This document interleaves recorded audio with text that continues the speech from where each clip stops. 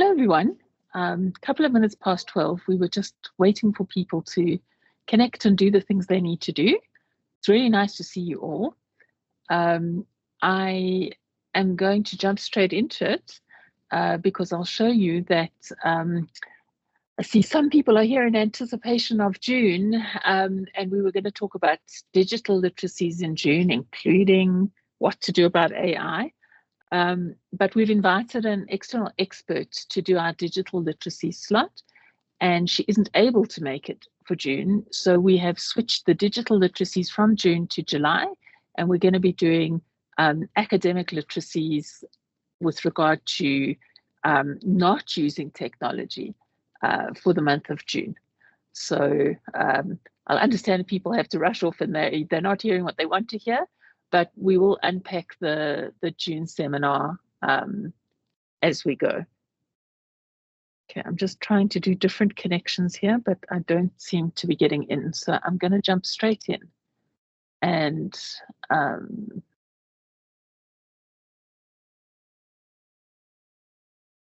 that's interesting. And share my slides. Can I have feedback? Are you seeing what you need to be seeing? We are seeing it, Shirra, we can see it. Okay, excellent. I'm glad to hear that. Super. So it seemed like the most obvious place to start, like what actually is academic literacy, why it would be important. And just need to get to the point of where I'm going to be able to advance you easily. I did explain to you that we've switched around June and July. So although we are going to tackle the idea of technical competence and how we can adjudicate somebody as being digitally literate, we will do that as a follow-on from our academic literacy. So digital literacy will be in July. Then as a follow-on, we'll have information literacy in August, which actually strongly links to research skills because it's about your ability to find and adjudicate correct information and how to use that information. And so a little bit of overlap with plagiarism and academic literacy. And then in September, we'll talk about communication literacy, how it is that we can communicate better. In this day and age, we have lots of people who prefer to communicate digitally, either in microsecond TikTok presentations or Instagram or strangely grammatically truncated WhatsApps. So the idea that we actually would need to scaffold and to model and to enhance students' communication skills. And then in October, don't forget, we're going to talk about university staff literacy as it relates to university policies, procedures, and important documents to know about. So that's the brief plan for the rest of the year. So when we look at academic literacy, a lot of the standard definitions will tell you this, that academic literacy is about reading. And then there's an appended, well, what about writing and what about critical thinking? So in the chat, I would like you to give me your number one, what you think is associated with academic literacy. If we have to think about enhancing academic literacy in our students, what is the number one skill you think we should work on? And I'll give you a couple of minutes, but I do want you to drop it into the chat.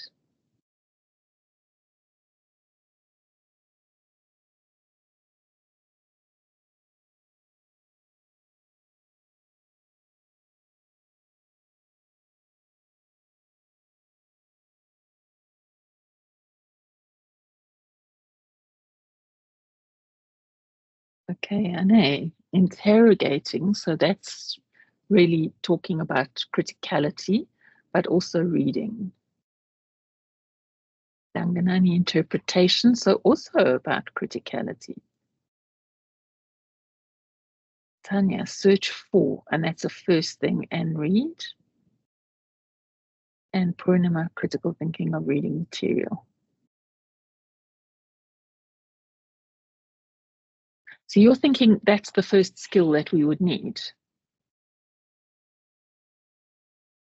Okay, so my combination of writing and reading, so nobody's really committing. That's an interesting approach. So the question really is, if we're going to talk about literacy, so literate people can read, and that is the question, is it just reading? So in those in the know, they want to promote a discussion of what is the relationship between reading and writing, and how is it that we could have students at a university level who can't read for meaning. So does anyone have any input on that? If they've come across students who struggle with reading for meaning?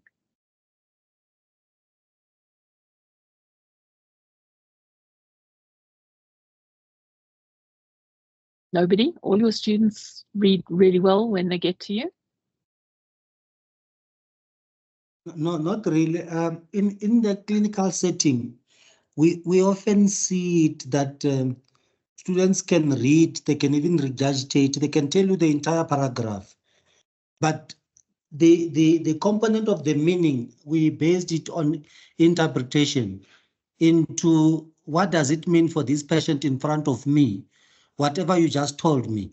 You find that there's always a struggle that I think it emanates from maybe the earlier years, including high school, where people were taught how to read and to cram or to memorize things instead of reading for understanding, and where we awarded them marks based on how much they regurgitated back, but not necessarily on how much they express their understanding of the content.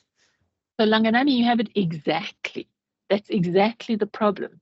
Our students can say the words and they might struggle to read them initially, but they get them over and over and over until they can say the words, but they don't know what that means, even straight, and certainly not in relation to a patient or patient care.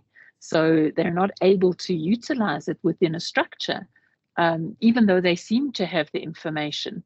Valentine, do you have a comment also?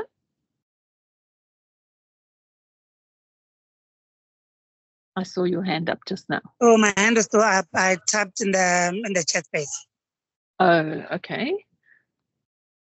So just unpack it for me. I'm struggling with the chat. Okay, no problem. So I can go ahead. Yeah. Yeah, sure. I've had who struggle, especially with understanding questions.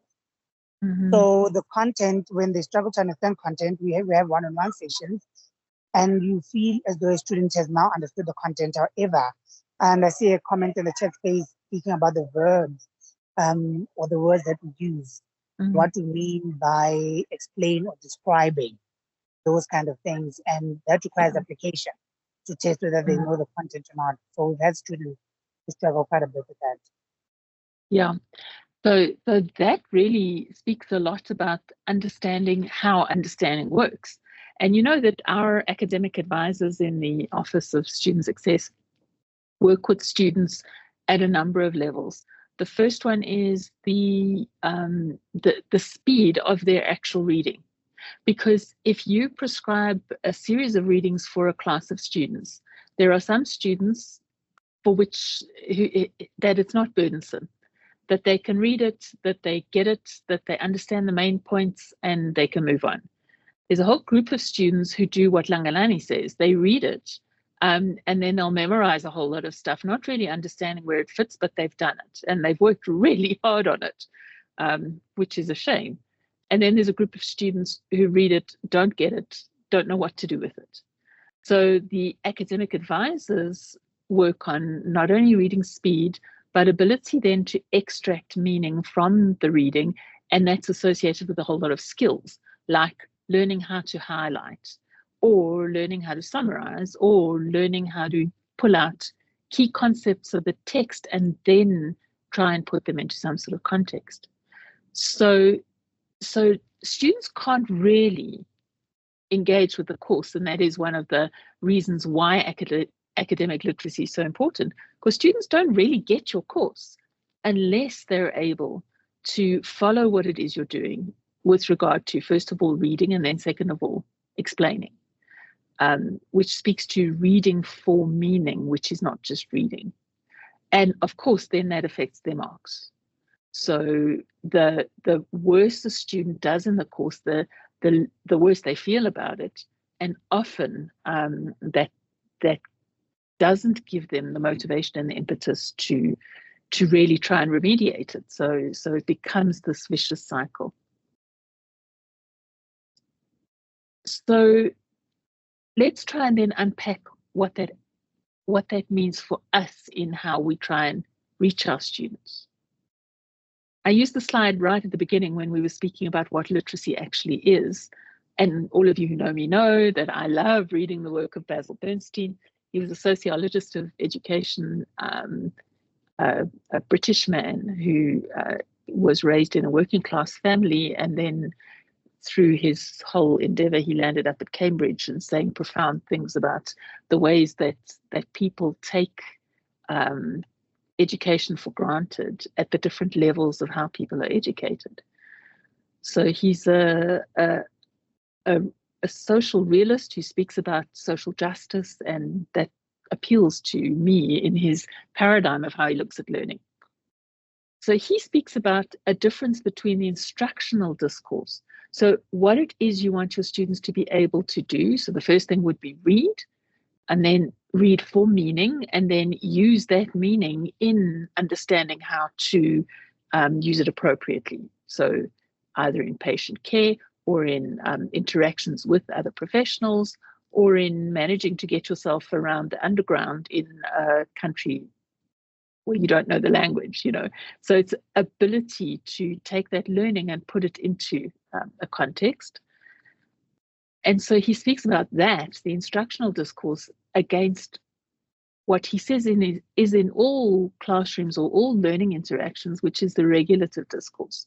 So what are the unseen rules of the game? So when you get students who can read a journal article and understand what they're seeing and can extract the meaning from it, they understand the rules of the game already. And then, and that may be because their school situation has taught them how to do that, or somebody has taken the time to unpack for them how to look for the important things. And then we have a whole group of students that have not been exposed to that kind of learning, and so need it overtly done. So there are a lot of papers on looking at instructional versus regulative discourse. And I thought I'd give you one example just to kind of concretize for you and help you think through what you do that is instructional and what you do that is regulative.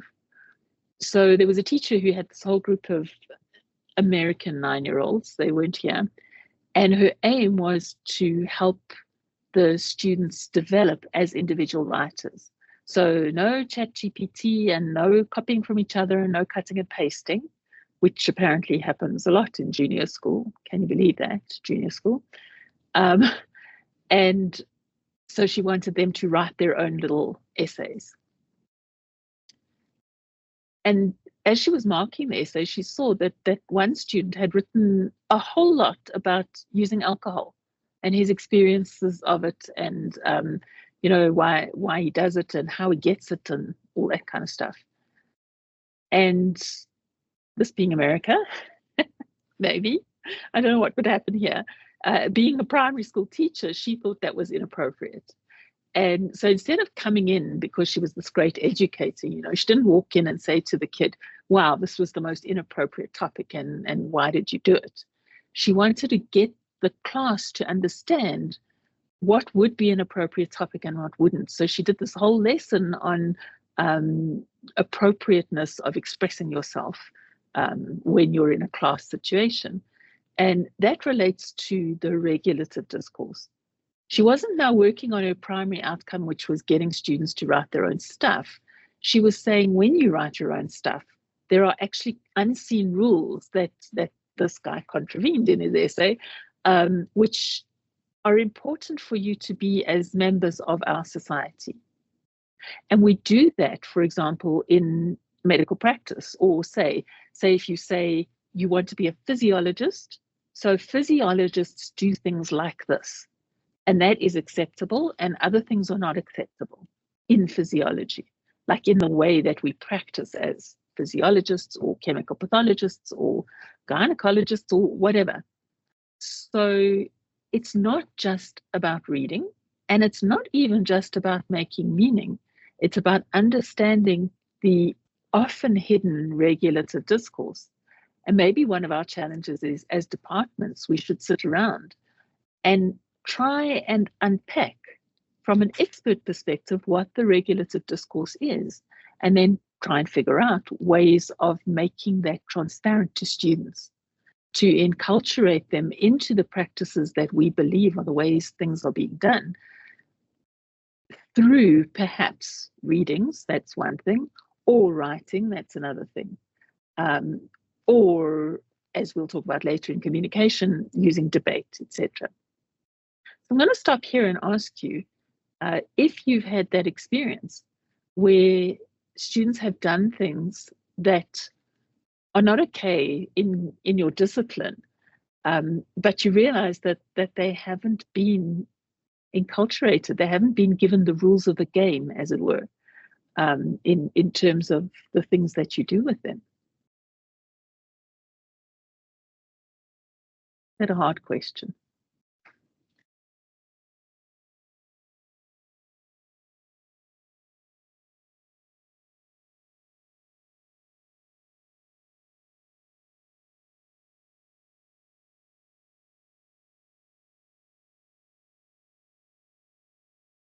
So I'm not seeing anyone jumping for that fish.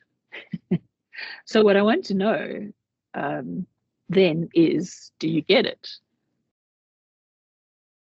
Is that example an adequate example for you to really understand what I'm talking about when I talk about an instructional discourse, which is content-based?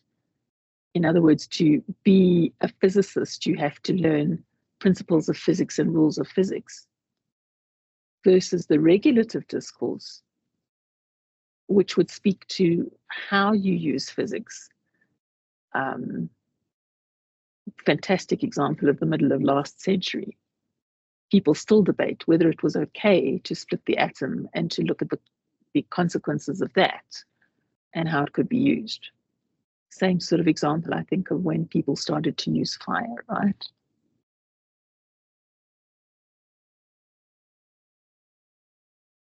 Nobody's going to say if they get it or if they didn't get it.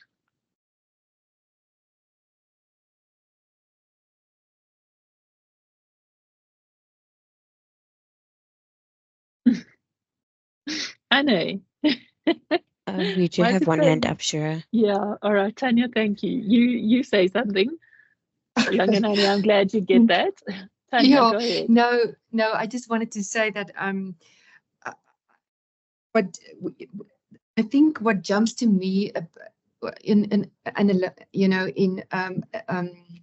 comparing regulative discourse is is sometimes what so much happens in the hidden curriculum, where we expect students to adhere to certain norms, but we have not taught them overtly what those norms are, and associated with that, sometimes the feeling of shame and inadequacy and so on. So if I understand it correctly, instructional discourse is, this will inevitably happen all the time, I guess, with using an example, is that one of my postgrads who was completing a master's, I encouraged her to submit an abstract and for a conference.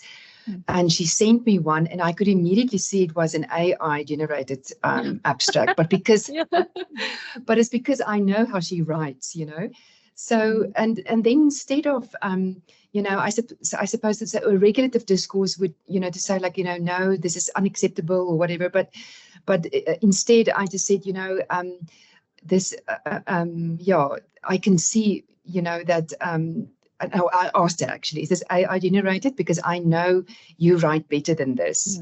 And, you know, jokingly half and say that this is the outline of an abstract and you can send me another version, and just makes something light about that, you know.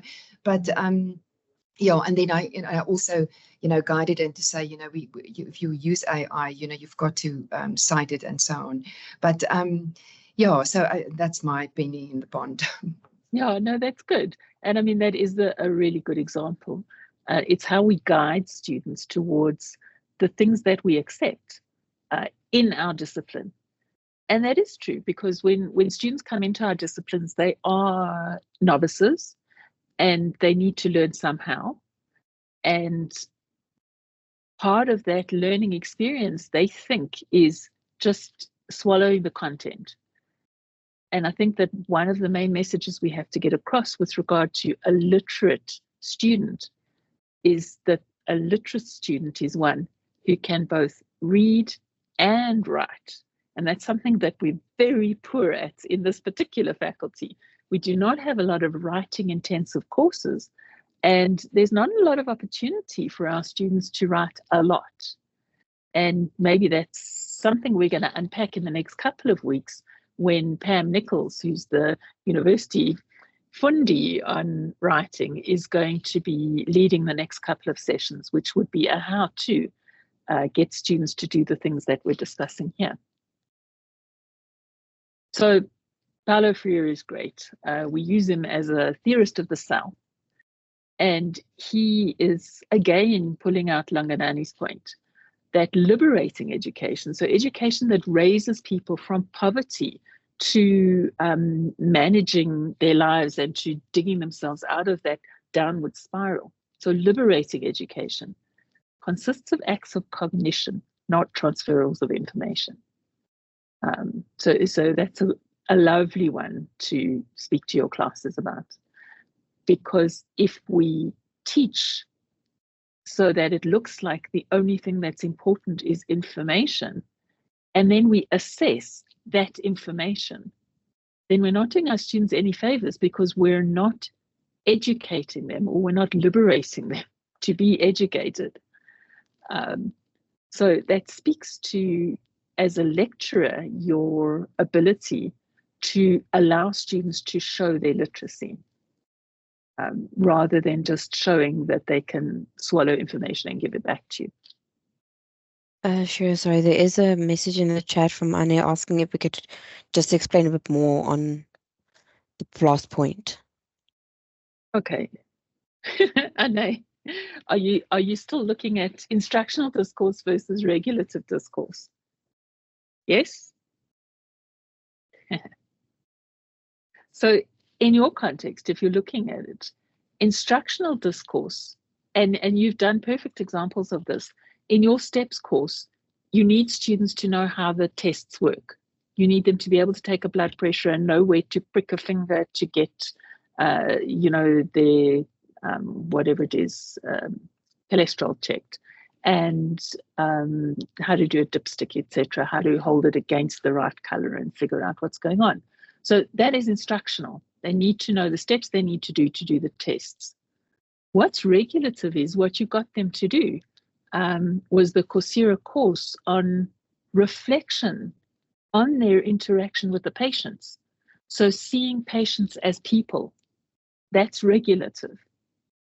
Okay, there's no instruction manual per se for that. It's that's the way you expect your students to behave. You expect them to be professional, to speak to their patients nicely, and to then explain to patients, if they need, why they're doing the tests and what the outcome of the test was and what they should do from then on. So they need to interlock their instructional understandings from how you've told them how to do things with the regulative idea that they use this content in a specific way, and not in, say, a punitive way, or not go, oh, geez, can you see this level? Come, everybody, come and have a look at this level. Wow, like in front of the patient. You know? So that would be the regulative discourse. In some aspects, we could call it this idea of professionalism, which is so muggy and murky, but it's how we expect for our students to use that info. Is that clearer? Can I see a thumb or a something? Yeah. Okay. Okay. All right. So I wanted to get down some of those, why it would be even important and why it's such a sticking point. You do know that South Africa has one of the lowest, if not the lowest in the local, in the latest round, scores for reading for understanding in grade 4s, which they do worldwide. So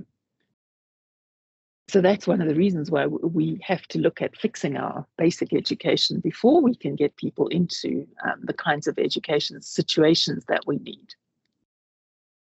We are going to talk a lot more about how writing and reading together can stimulate not only critical thinking, but also problem solving, because they're not quite the same thing. And that leads to informed decision making, which could also be called clinical decision making. And then also can link in with innovation and creativity. And that's this point here is one of the key ones which we need to be very careful about the use of AI. So Tanya pulled up an example where her student had just plugged in info and got an AI generated abstract. And I think what students don't understand is how obvious it is when AI has generated something, because it goes round and round on the same set of information. The thing that we need to think about when we look at literate human beings, and what do we mean by literate, it's that people can take that information and not only read it, but that can work between reading and writing to produce something different. In other words, imbue it with their own innovation and creativity. And that's unique. AI can't do that. And the problem is, if we set assessments that don't promote that kind of activity, then it means that students can be using AI to do their thinking for them. And that doesn't do them any favors. And it shoots them in the foot, because it means that if they can get away with that, then they don't have to extend themselves to make meaning for themselves. And I think that's the key issue for me in literacy. So I have it under adaptability. There's this new idea that we used to call it constructivist thinking, right? So we said what constructivists believe happen when people learn is that they have information in their head, they have a baseline, everyone comes in with something. There's no blank slate. So their previous life experience gives them something that they know. And then when you introduce them to new information, they make sense of that information and they build it onto their mental model for how things work. And therefore, meaning making is really important when students learn, because if they don't make meaning of it, then it's just remembered stuff and you lose it pretty quickly. So there's lots of work now on the concept of mental models. I'm waiting for somebody to hear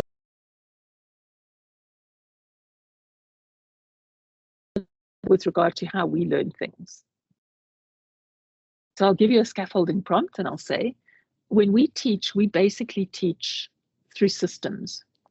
So if you're learning, mostly in all of our professional degrees, they look at body system blocks. You'll learn cardiovascular and you'll learn respiratory and you'll learn renal and you'll learn, I don't know, endocrine, right? That's what we do. Because that was the way that information was organized in relation to perhaps how a student could compartmentalize and learn. The reality of particularly health science practice is not that. Maybe that would work for, I don't know, branching logic in computers. But certainly in health sciences, that's not the problem that you're confronted with, because every patient comes as a problem to be solved or a diagnosis in the making. So your patient is in front of you. What do? You have to start by asking questions, and we teach, yes, a rough scaffold of how to take a history, but those questions don't link your body system blocks. You have to understand both the respiratory and renal implications of a cardiovascular problem if a patient presents with a certain number of symptoms.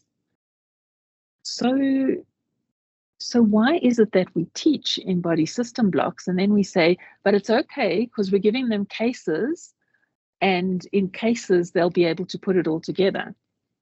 But we don't scaffold for them how to put it together. So what's the unseen text of what I'm saying here, guys? I'll give you a minute to think about it.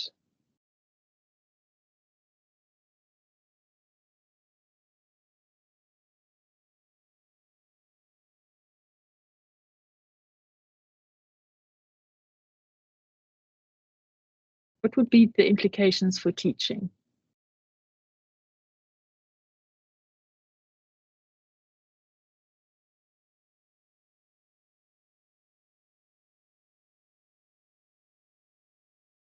I'm checking the chat to see if anybody wrote anything down, but I'm not seeing anything there.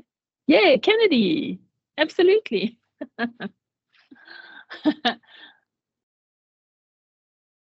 We do need to integrate, but then what does integration mean? And everybody goes, what does integration mean? So meaning making is a bedrock form of, well, component of literacy, of people understanding a body of knowledge. And so integration, when we're teaching, helps them make sense of things. So even if we teach it in little blocks, then we also need to teach them how to put it together. And I think that that's a key finding when we look at particularly health science education, because so many curricula start with, well, let's look at what's normal. So let's start with anatomy as an idea and physiology as an idea, and then perhaps move on to how it all fits together and look at homeostasis of systems and endocrine, making sense of it all. And then we can start talking about pathology. So different kinds of pathologies and whatever. That's not information that is intuitively useful for students. And so when we talk about developing mental models, the whole idea of that is to give them the capacity to look at anything. Because the one thing that I don't think comes through clearly enough in all of our educational paradigms is that we teach a tiny fraction of what there is to know about anything. And so a literate person can say, I've learned something like this. Therefore, when I'm exposed to new information, how do I even think about organizing it and processing it? And if that person can't organize and process new information, it means we haven't given them the tools to be literate within their profession. And that's what I'm trying to lead to with regard to academic literacy today and why it's so important. Because if we don't give them, you can say scaffold or general idea or baseline understanding, but if we don't help them to build that for themselves as a mental model, then when they're exposed to new things and the volume and flood of new things, they can't adjudicate it professionally. So they can't make a decision or a good decision. And that's our failing, I think. So when we talk about academic literacy, I don't think we're just talking about reading and writing. I think we're talking about helping people to develop the mental models that allow them to deal with anything. So to deal, as I said, with signs rather than with words in a language they don't understand, or even to deal with information that really doesn't look right to them. What about it doesn't look right? And how do I check where this came from and what it actually means, rather than waiting for, I don't know, some rep to come and tell you, here's a journal article that tells you how good this thing is, or whatever it is. And waiting then for other people to supply that information rather than being able to go out and get it themselves. So I'm going to give you 2 minutes to think about that and to chip into the conversation. Do you see that as part of literacy? Or is it just reading and writing? And if it is just reading and writing, then how do we get it better? And if it is more, as I'm implying that it is, it's these developing these mental models, well then, should we not be documenting that? Doing research on what people's mental models actually are. Who wants to join that research project?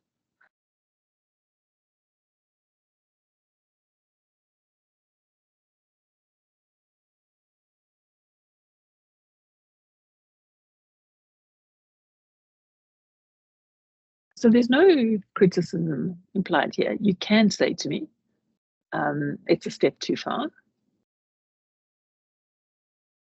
Or not.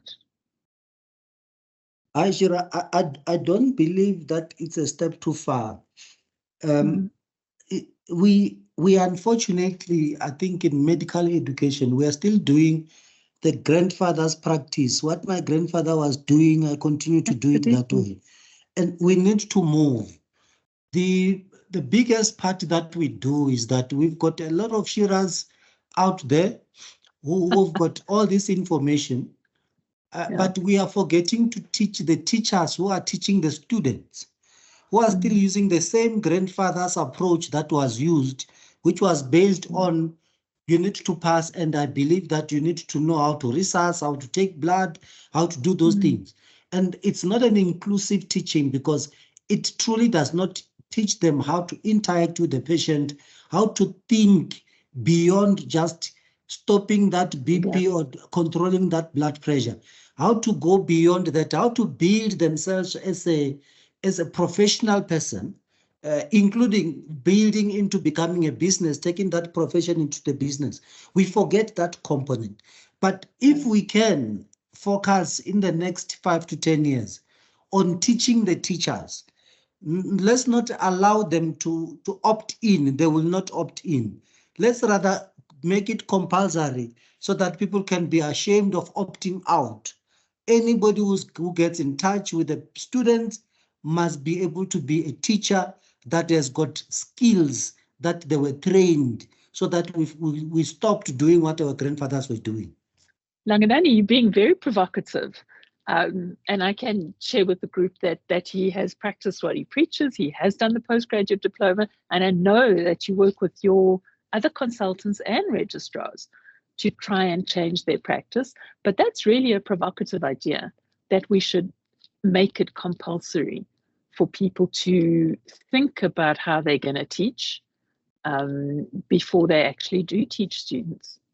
So as an idea in the group, I mean, you can just put up hands and then I'll count them and you can put them down again. How many people think that that is something that is going to change the literacy of our students if we teach everybody who goes out there to think about these kinds of things? Okay. 1, I know. 2, 3, yes? Is that it? Nobody else thinks that we need to.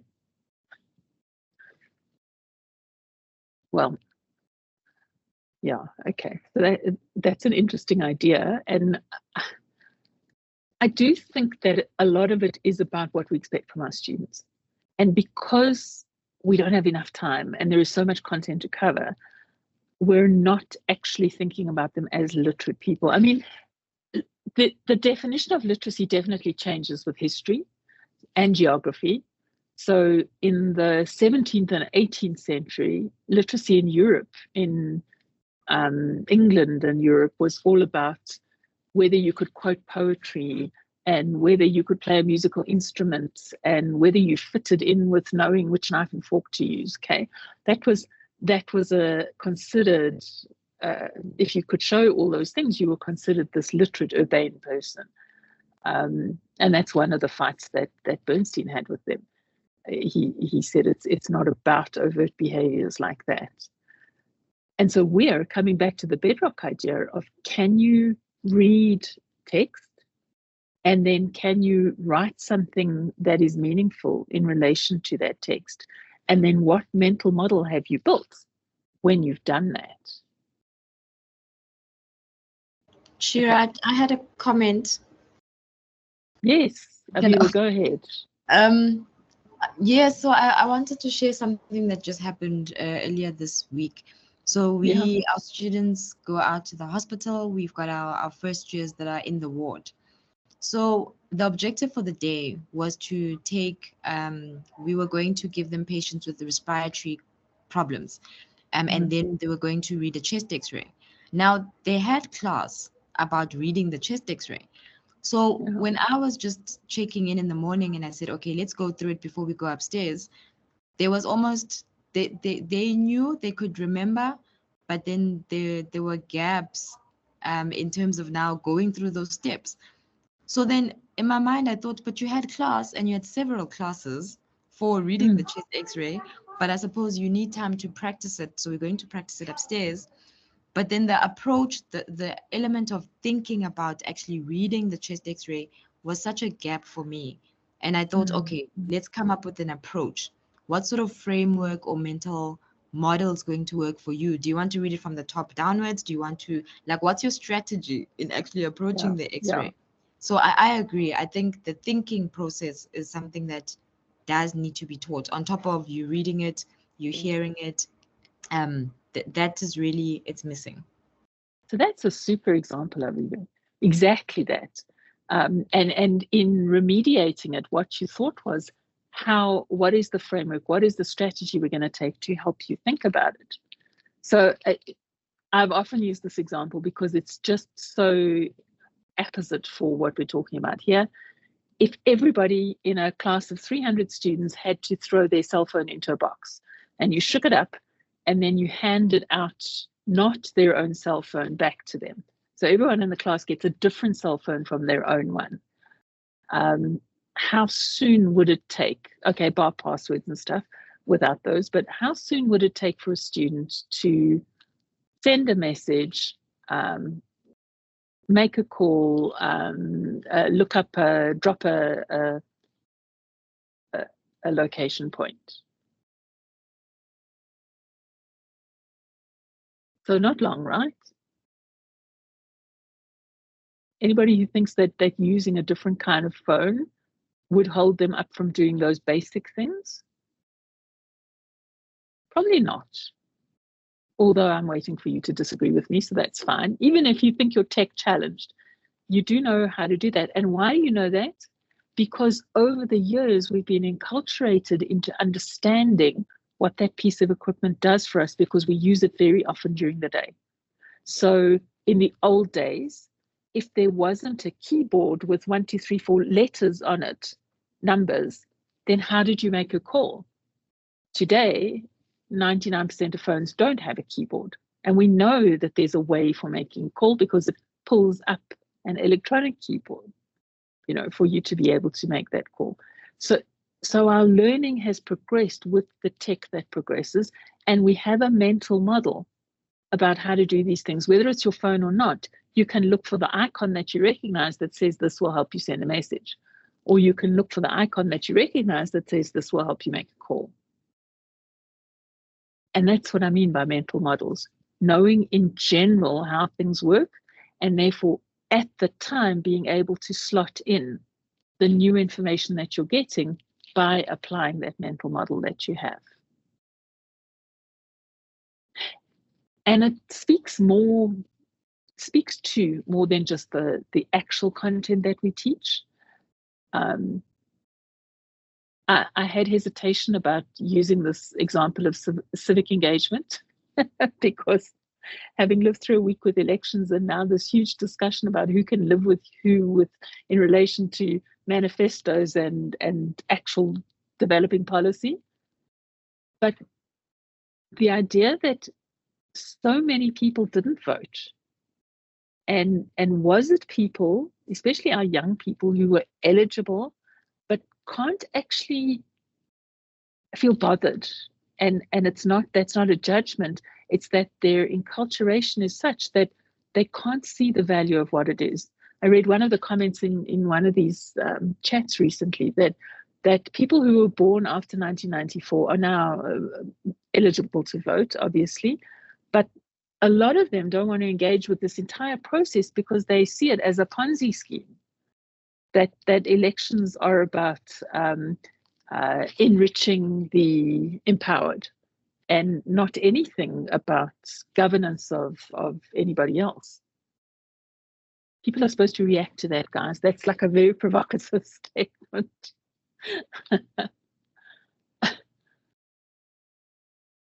Implying here that this concept of literacy links to an idea of mental models which actually govern our entire I was going to say existence, but maybe that's a bit too much. Govern our entire engagement with the world. So you can reflect them inwardly with regard to all of those self-efficacy things, that people who read things and engage with them are able to do them. So that speaks to all the self-help and, learn to meditate and learn to say no and all of those things. People can read it, but not do it. And that implies a lack of self-efficacy literacy. And there are ways to work on that. And maybe good psychologists are people that then interpret that information for you. But I would like us to think about literacy as that very, very broad statement.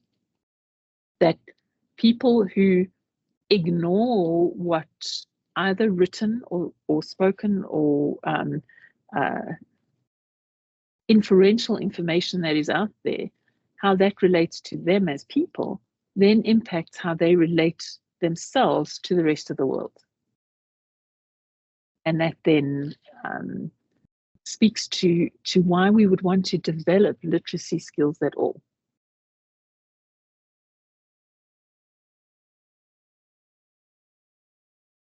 Do you think, okay, maybe I shouldn't really go there as a general idea, but if we speak to, why did I go backwards? And I also posted some comments in the chat. Okay.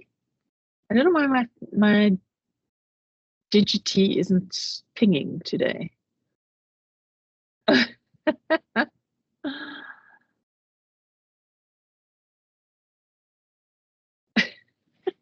I know, that's a joke, right? I wanted to get to, oops, why did I reach the end of them? Okay, I was going to speak to Kofi Annan again, but the idea would be, so now team, tell me, am I out of sharing my screen? Yes, sure, you are. Thank you. I feel like we look at words too narrowly. So when people speak about literacy of grade 4s, they're speaking about comprehension. So they get given something to read and then they have to answer questions on it. When we're speaking about academic literacy, we're speaking about understanding an entire profession. So we're speaking more about knowing the rules of the game within that profession and knowing how to behave, but also knowing how to put things together so that you're an efficacious person within that profession.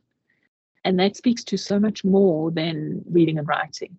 So for me, to leave this discussion, we need to think about in health sciences and specifically health science education, how our students are building mental models and how that then relates to literacy or the things that we're teaching them, and how we can improve those mental models so that we can achieve all of those graduate attributes that we talk about, one of which is lifelong learning, because they have to, because so much changes from when they walk out the door. And that's why, for me, this whole series on literacy is really, really important, because otherwise we're going to be graduating students, as Langanani says, who know things but can't do things.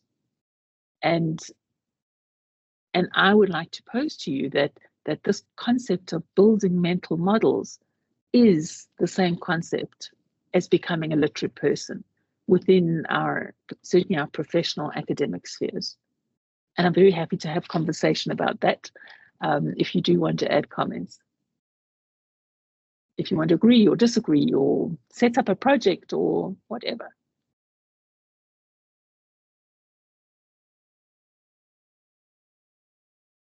And now that I can finally see my screen,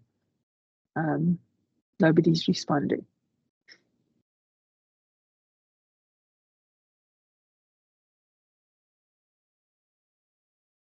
So then I'll leave you with a final question, and that is this something that you could discuss as a department? Bringing in the straight concept of literacy. And over the next 2 weeks, I'm hoping that Pam Nichols unpacks for us some how-tos of how we can improve our students' literacy, and so doing help them build up the mental models that we think are now necessary. How do you think your departments would respond to this kind of a talk? Certainly in ONG, I think we have been having pockets of trying such models, and we've seen that it works. Prof. Chauke usually applies it on postgrad or the registrars, and then with some applications to students. But I think we just need to have a coordinated and a well-planned program so that we are able to also evaluate, because this thing of doing in pockets, we can't evaluate if this is happening, this is working, this is changing to the better that we want. But I know it's possible because we've had a lot of pockets of doing it, and those pockets tells you that it's possible. We just need to have a coordinated program. So thanks, Lang, and that's positive, and it's nice to end on a positive note, because I think that if you say that it's working, that it can work, then coordination is necessary. Sue, do you want to add to the conversation? It's nice to see you. Yes, thank you. I think it actually starts with a curriculum, because if you have a curriculum, and I don't know how many of the other people online know that nursing uses a constructivist approach and actually uses a concept-based curriculum, then you have to teach in the way that you are talking about, putting concepts together, thinking deeply, using mental models and so on. So I think, yes, the conversations are important, but I think the new curriculum is even more important, because it'll happen naturally once the curricula are implemented. Thanks. So Sue, I love that idea, and it's an excellent example that they actually designed the curriculum to group things as important with each other. So Kennedy, you were speaking about integration. They've got integration of ideas as themes of what, for example, a nurse needs to know and be, and that's how they teach it. Of course, and Langanani, this speaks to what you said also, the educators have to know what the point of that kind of teaching is. Otherwise, they're just giving information over again. So I think that the key issue there is about understanding the objectives, is about working with students so that they also understand the objectives, which is a lovely place to stop for the week. So thanks everybody for coming along and joining us. This recording will be available. And as I said, in the next 2 weeks, we have Pam Nichols coming along, and I can't wait for her to blow our minds off about how it is we can use this in actual practice. Have a good week, everybody. Thanks for coming.